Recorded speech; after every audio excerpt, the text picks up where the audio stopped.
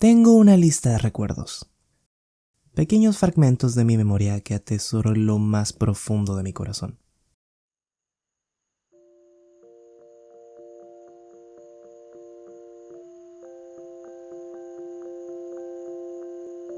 Uno de ellos se remonta a tiempos más despreocupados y simples, en donde un joven yo, viendo distraídamente la televisión, se topa con algo que inmediatamente capta mi atención. Dos personas, al parecer guerreros, se encuentran en un páramo desierto mirándose fijamente con gran seriedad. Los segundos parecen minutos. La tensión en el ambiente es algo palpable, y cuando ésta está en su punto más álgido, una rápida secuencia de movimientos da comienzo al combate. Recuerdo que aquella demostración de fuerza y agresividad fue algo que le voló la mente a un pequeño yo de no más de 5 años. El nivel de destrucción, los llamativos colores y brillos de sus técnicas, pero sobre todo, la férrea voluntad de ambos luchadores fue algo que hizo un clic en mi joven cerebro de forma inmediata. Los siguientes recuerdos que invaden mi mente después de ese momento son un joven yo al frente de la televisión los días posteriores, a la misma hora, sintonizando el mismo canal. Y así esta historia y sus personajes me acompañaron por un largo tiempo, siendo estos mis primeros años de vida. A pesar de mi temprana edad y el poco entendimiento que tenía sobre las cosas en general, supe al instante que lo que estaba frente a mí era algo completamente distinto a lo que había visto hasta ese momento. Estaba viendo algo único. La relación que tiene Dragon Ball con Latinoamérica es algo alucinante. Una serie proveniente del otro lado del continente fue capaz de ganarse los corazones de millones de personas de por aquí, calando tan profundo en la psique de estas mismas que fue capaz de causar un impacto social y cultural de tales magnitudes que hasta el día de hoy, más de 20 años desde el día de su emisión, esta aún sigue siendo una franquicia bastante recordada en el continente, extremadamente querida y por sobre todo bastante rentable en esta región. ¡Money! Cuando hablamos de series que han logrado algún tipo de impacto cultural en nuestra comunidad, no importa lo que hagas, no importa lo que digas, Dragon Ball siempre saldrá a la palestra. Los factores del porqué suelen variar de persona a persona, pero gran parte de estas razones siempre suele ir a una tangente en común. Esta serie tenía algo distinto, algo especial que se diferenciaba de las otras que tenías en ese momento. Algo único que terminó captando su interés y su cariño, lo cual es un hecho innegable. Dragon Ball, pero sobre todo su secuela Dragon Ball Z, son una de las obras más influyentes de los años 80 y 90, tanto así que hasta el día de hoy sigue siendo usada como inspiración o guía para la creación de nuevas series. Sagas influyentes y escritores renombrados no sienten temor ni tapujo alguno al decir que gran parte de su inspiración se la deben a esta obra, dando así una tendencia creativa que perduraría con los años, tomando el término de la fórmula shonen. Esta fórmula ha sido usada como base para construir y deconstruir una infinidad de nuevas obras de ficción, pero sin importar cuánto estas transformen o destruyan, la fórmula, la esencia prima, pareciera siempre estar presentes en cada una. Esencia. No obstante, la franquicia se ha enfrentado a un enemigo implacable, el paso de los años. Y junto a esta, la competencia con otras obras modernas que también gozan de bastante popularidad, con una fórmula más refinada capaz de captar mejor la atención e interés del nuevo público, haciendo que esta ya no goce de la gran popularidad y reinado que solía tener en tiempos de antaño. Actualmente en su país de origen es visto más como un referente, pero no como el producto favorito de por ahí. Y ya en varios países, este ni siquiera llega a la lista del top 10 de animes más populares, lo cual no es más que el ciclo natural del tiempo haciendo sus cosas. Ningún rey gobierna para siempre, hijo mío. Así es la vida. Pero para el continente latinoamericano pareciera ocurrir un caso extraño. el rey, a pesar de sus notorias canas y arrugas, pareciera estar gozando una salud formidable, trascendiendo incluso al conocimiento mainstream. No es necesario ser un entendido del anime para que cualquiera de por aquí sea capaz de reconocer este peinado en puntas. Y es más común de lo que crees toparte con algo relacionado a ellos en tu vida cotidiana. Pero ¿a qué se deberá eso? ¿Por qué este tipo bonachón bueno para el combo caló tanto en nuestra cultura hasta el punto de verlo hasta en el autotuneado del flight de tu población? Bueno, para entender esta situación, va a ser necesario que comprendas todas las capas que llevaron a la creación del Dragon Ball que tú y yo veíamos en la televisión años atrás. Así que comencemos por el principio, obviamente, fijando nuestra mirada en el continente que lo vio nacer.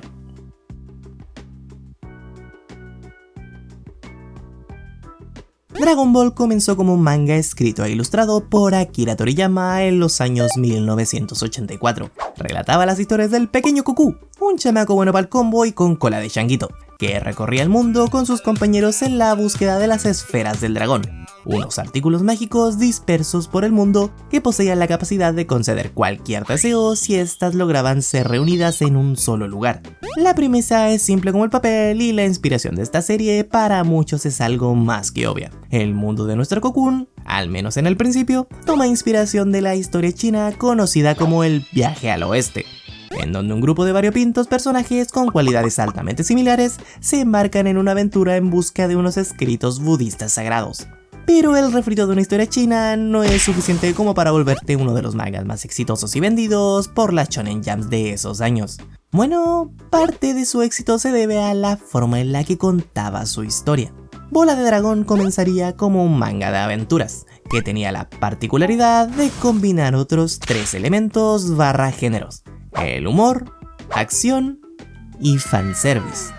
A pesar de que ahora todo eso no es más que la norma en cualquier mono chino que veas, antiguamente las series eran bastante estructuradas a la hora de basar la temática de sus historias. Gran parte de los géneros más comunes ya existían mucho antes de la invención del dragón en bolas, pero esta misma fue una de las pocas que se atrevió a jugar con géneros tan distintos uno de otros, creando una mezcla homogénea que, para sorpresa de muchos, era bastante divertido de leer. Pero no sería unas cuantas sagas más adelante que esta serie tomaría otro giro de tuerca que cambiaría radicalmente la forma de percibir esta historia. A partir del volumen 17, capítulo 195, la historia dejaría de tratarse sobre aventuras y tomaría un enfoque más centrado en la acción, tomando un carácter más serio, destructivo e incluso diría que cataclísmico. El dibujo poco a poco tomaría un enfoque menos caricaturesco y la trama simple y juguetona comenzaría a volverse cada vez más seria. Esto causado por un factor que explicaré más adelante. Sigan viendo. También por esta parte la saga tomaría otro gran acierto a la hora de reinventar su narrativa, el trato que este tenía con los villanos de la misma. Generalmente por esos tiempos el arquetipo del villano era la de un personaje caricaturesco y ruin, careciendo de cualquier tipo de desarrollo personal, ya que las series más populares por esas fechas solían usar un carácter episódico que limitaba todo lo que estos podían hacer a un par de capítulos como mucho, por lo que estos eran vistos más como una molestia que una amenaza real. Los héroes siempre poseían una clara ventaja, lo que reducía a los villanos a personajes episódicos de fácil disposición y desecho, que no era más que el pendejo de turno siendo el saco de boxeo de nuestro héroe para mostrar así lo genial y grandioso que es. Tenemos varios ejemplos que pueden encapsular estos casos. Y luego está Dragon Ball.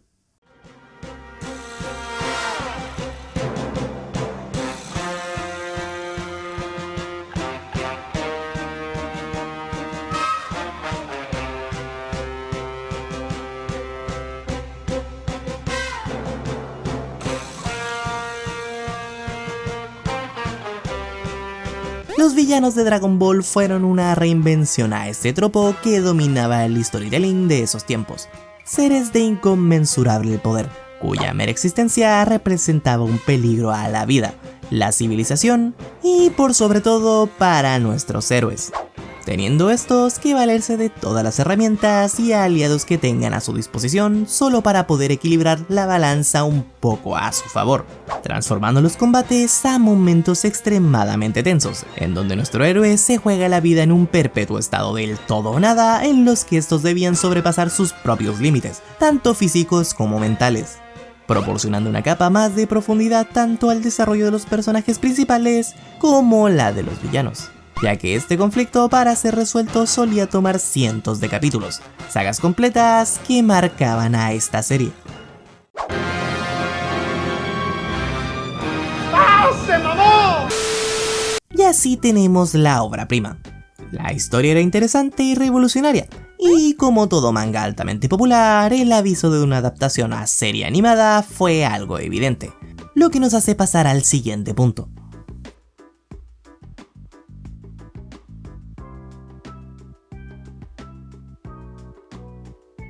Generalmente la mejor adaptación animada no es la que fue más fiel al producto original, sino que esta suele ser la que pueda aportar y enriquecer aún más la experiencia de la obra base.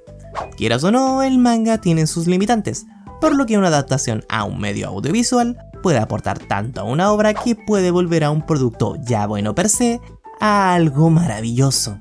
Ese es un pensamiento que Katsuhiko Torishima, el editor de Dragon Ball, compartía. Por los tiempos de la emisión de la primera parte de la serie, refiérase al Dragon Ball con el Goku chiquito, a pesar de la popularidad que tenía la serie animada, este se sentía bastante desconforme con la forma en la que las escenas de combate y momentos serios eran animados.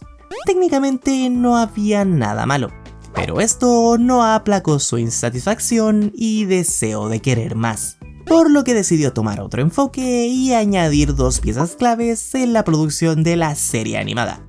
Pero antes te daré un dato curioso. ¿Sabías que en el manga original no existe tal cosa como Dragon Ball Z? ¿Qué?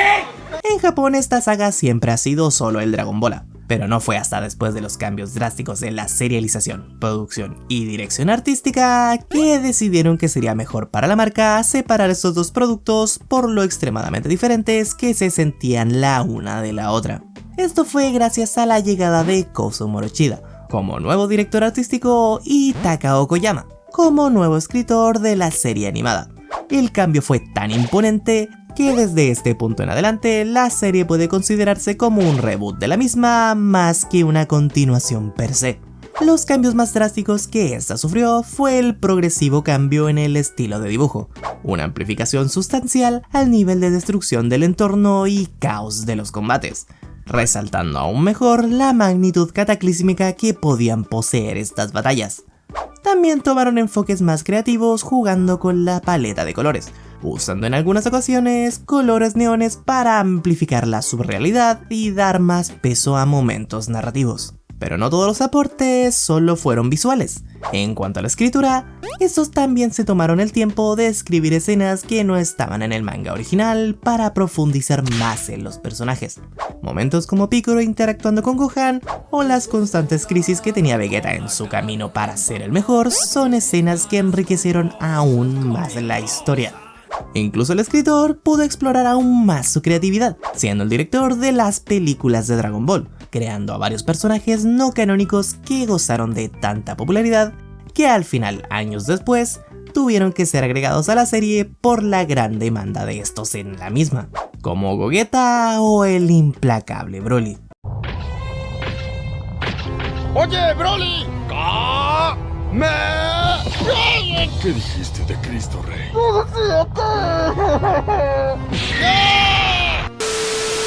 La emisión animada de Dragon Ball Z fue más en muchos aspectos, más en cuanto a su animación, más en cuanto a su desarrollo de personajes, más en cuanto a su soundtrack memorable. Por lo que no es sorpresa para nadie que a partir de la segunda parte de la historia gozara de incluso aún más popularidad. Teníamos un producto revolucionario de gran calidad y cariño, producto que para su suerte apareció en el momento justo, ya que esta y varias series más tendrían su momento de brillar en el otro lado del continente. Todo gracias a que una estrategia de muchos años de planificación estaría en sus últimos detalles, dando el surgimiento de una de las décadas más fructíferas para esta industria. siendo estos años conocidos como el gran boom del anime.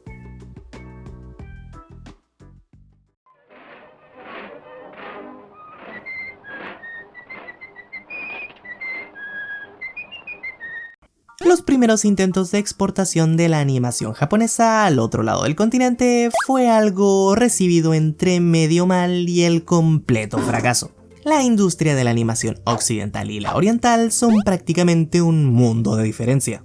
La animación occidental solía tener un enfoque más infantil y educativo en algunos casos, siendo las películas de Disney y las caricaturas del conejo y sus amigos los referentes de estas. Por lo que las empresas a la hora de traer productos de animación a esta parte del continente solían tomar pocos riesgos y preferían aquellos productos que pudieran asemejarse a la forma en la que ellos solían consumir este medio. Por lo que debido a la tan poca demanda y su deseo de realmente querer permear en el otro lado del continente, Japón decidió tomar un enfoque más agresivo, bajando considerablemente el precio del derecho de emisión de sus licencias, ofreciendo en algunos casos incluso la misma traducción y doblaje en el paquete. El proceso siguió así por un buen tiempo, bajando tanto sus precios que para los americanos estas ya no serían consideradas un riesgo financiero, comenzando a aparecer series más variadas en los canales locales, como una forma de tantear el terreno para ver si estos productos animados podían ser rentables o no.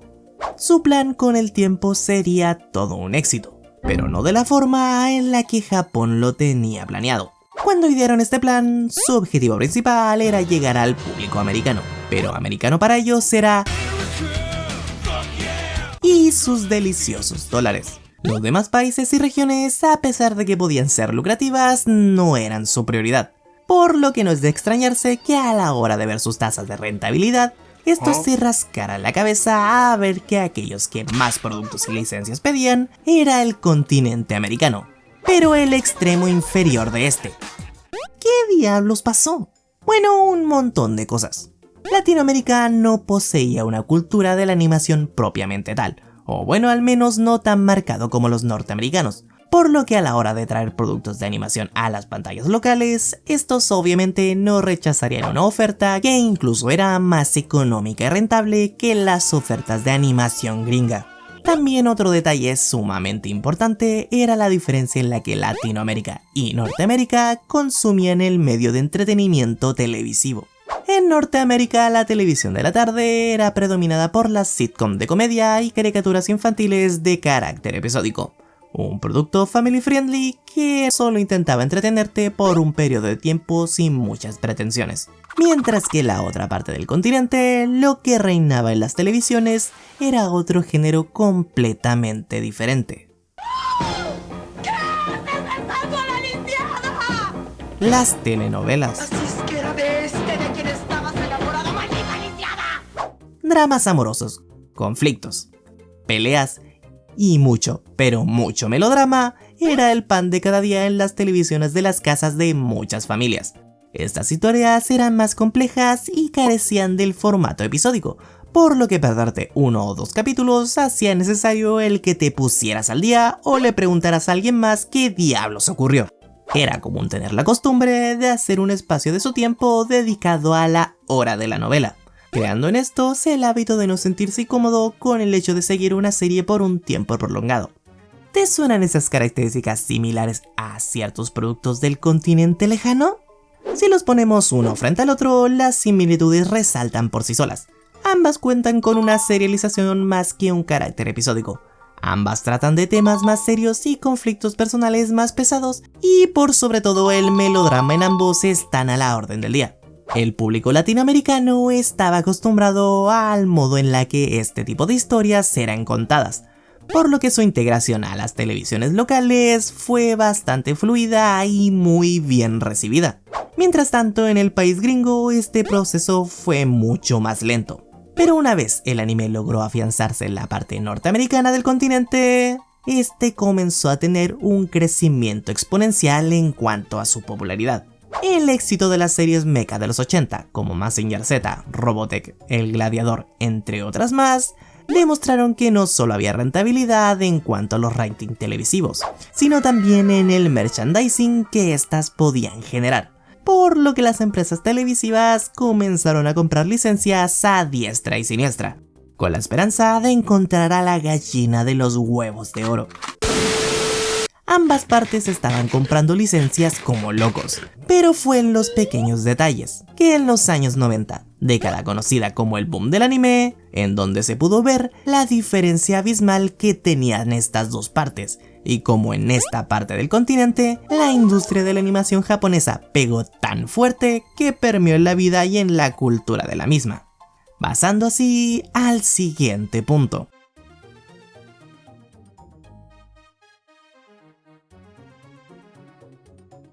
Primero que todo deben saber que hay un mundo de diferencia cuando hablamos de traducción y localización. La localización de un producto es uno de los trabajos más rigurosos que hay. Necesitas un entendimiento de la cultura y el lenguaje, tanto del país de origen como la del país del que se va a localizar. Es un trabajo que cuando está bien hecho es casi imperceptible, pero cuando está hecho como el culo es prácticamente lo que se roba las miradas, volviéndolo el blanco de las burlas. Tomemos por ejemplo una frase que más de alguna mona china hayas escuchado. Cuando alguno de estos personajes saluda o se presenta, suele terminar con un Aquí existe un caso de localización. La frase en sí no tiene una traducción literal, algo así como el verbo to be en el inglés. Lo que importa aquí es la intencionalidad. Pero no obstante, si solo usamos eso como referencia, nos quedaría una frase como estoy o me dejo humildemente / cortésmente a su cuidado o en sus manos. Lo cual sigue sonando raro. La intencionalidad de esta frase es la de mostrar educación y cortesía, por lo que a la hora de traducir a esta frase, el término que se suele ocupar es la que se pueda asemejar a alguna frase que nosotros diríamos con la intencionalidad de demostrar cortesía y educación a la hora de saludar, siendo esta, es un placer o un gusto conoceros. Pero también esta frase se suele usar en muchas más situaciones, por lo que es el trabajo de un encargado de traducción y localización saber qué quiso decir en qué momento y poner la frase más acorde con nuestro idioma.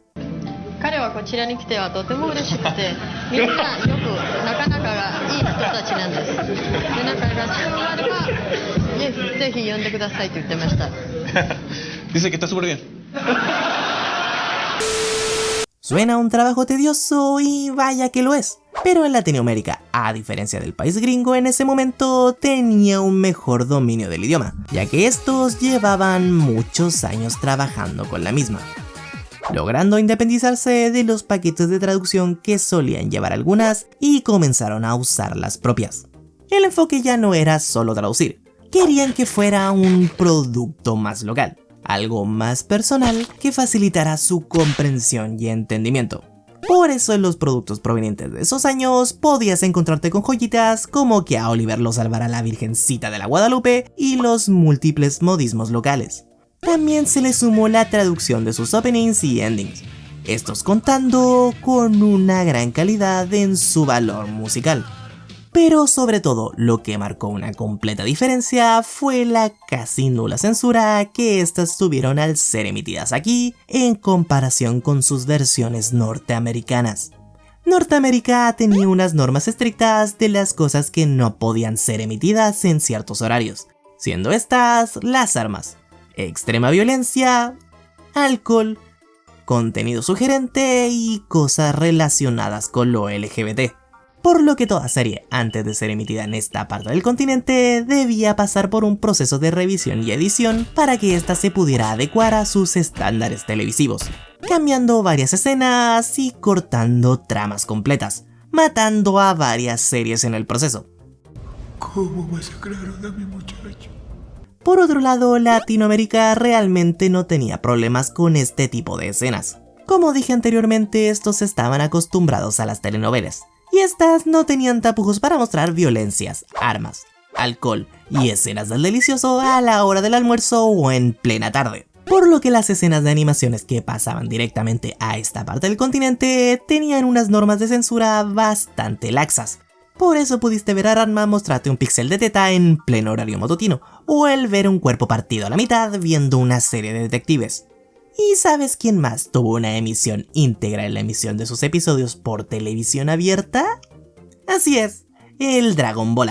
Latinoamérica deseaba muy fuerte tener en sus manos a este producto, tanto así que su emisión fue primero en esta parte del continente mucho antes que en el país gringo.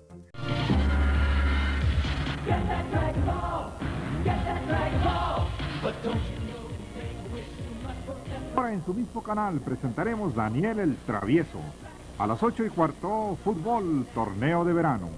Coincidentemente, y por milagro de Dios, en Norteamérica esta fue una de las pocas series en donde el martillo de la censura no pegó tan fuerte, cambiando algunos detalles, como que ahora los personajes beben escuditos del Fortnite y que ante cualquier indicio de desnudez, alguna rama convenientemente aparecerá al frente.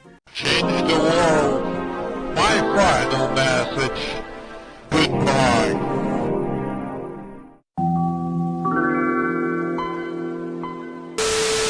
Pero las limitantes de la televisión norteamericana no dejó a esta brillar en su máximo esplendor.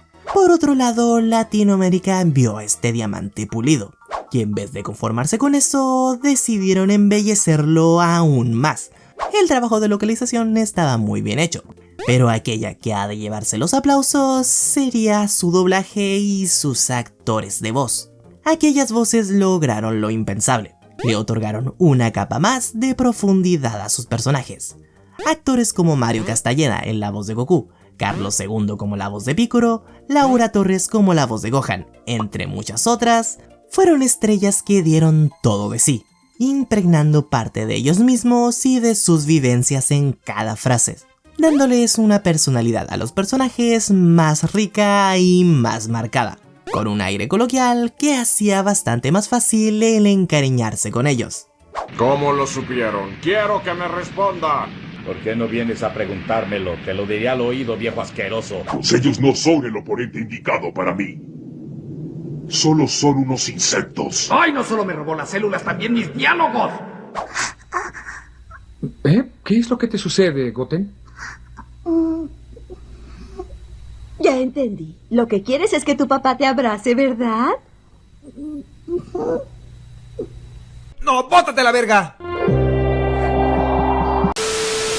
Y ahí lo tenían, el mejor producto posible, en el mejor momento posible. ¿Cuál fue el resultado? Bueno, supongo que eso ya lo sabes.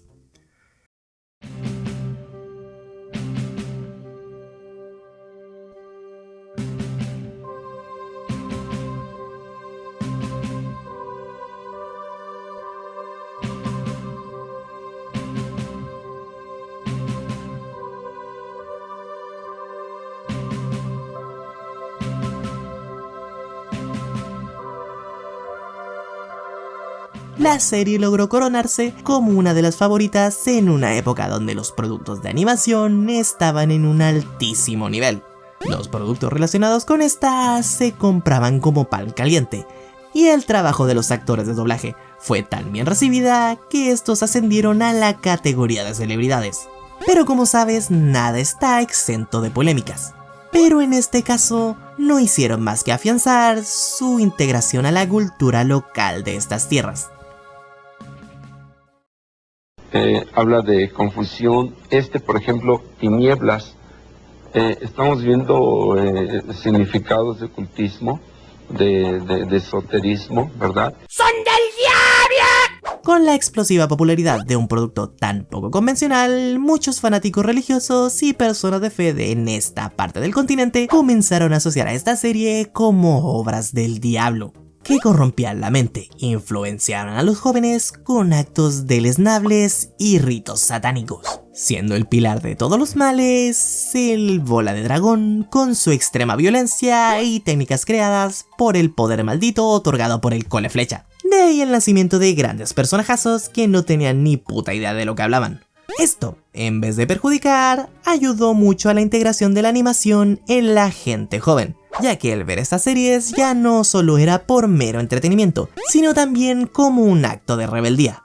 Probablemente hayas conocido a alguna persona que veía esta serie a escondidas de sus padres, eso es un hecho que te puedo asegurar. Pero su integración a la cultura no solo se quedaría ahí, ya que con la masificación del anime, la creación de eventos y reuniones para fanáticos de la misma comenzaron a tomar mucha popularidad. En estos eventos es bastante común traer a estrellas de renombres para este medio. Pero obviamente debes entender que para traer a un mangaka, animador o artista del otro lado del continente es una tarea bastante difícil, por no decir también bastante cara. Por lo que varios de estos eventos decidieron recurrir a personajes y estrellas del ámbito más local, siendo los más populares los actores de doblaje.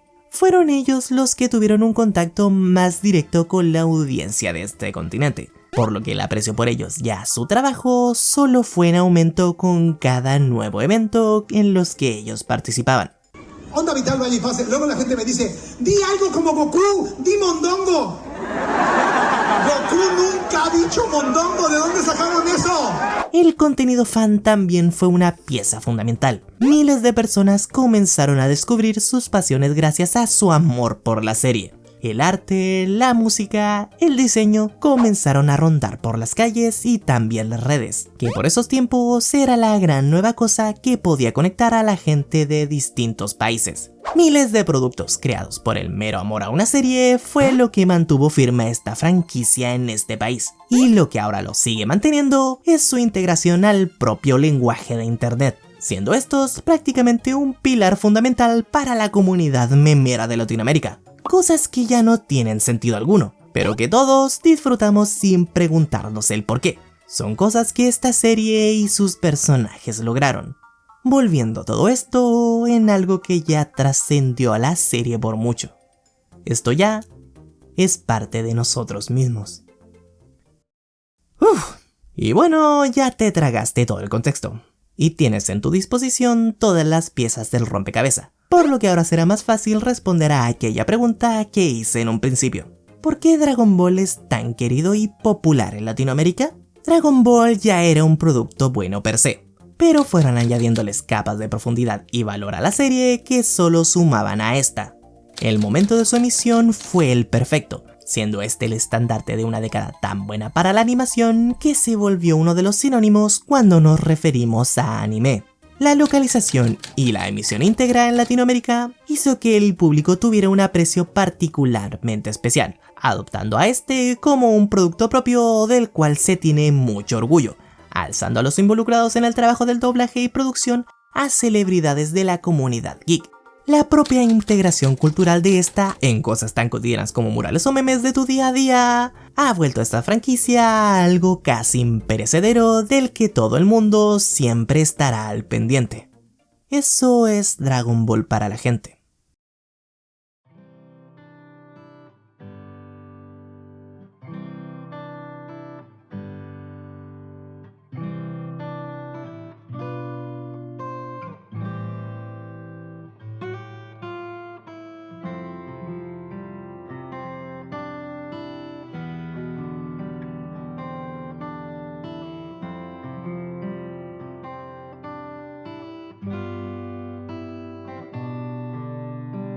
Un producto único de su tiempo, una obra que no hizo más que dar, acompañando a muchos jóvenes en sus años de formación más importantes, enseñándole a muchos valores que difícilmente podrías explicar a una persona tan joven, como el valor del esfuerzo y el deseo de querer obrar por el bien y la justicia, pero también ayudando a muchos jóvenes a encontrar sus pasiones y sus amores, el amor por el arte, el amor por la música, el amor por superarse a sí mismos cada día, el amor por ver historias, el amor por crear estas historias.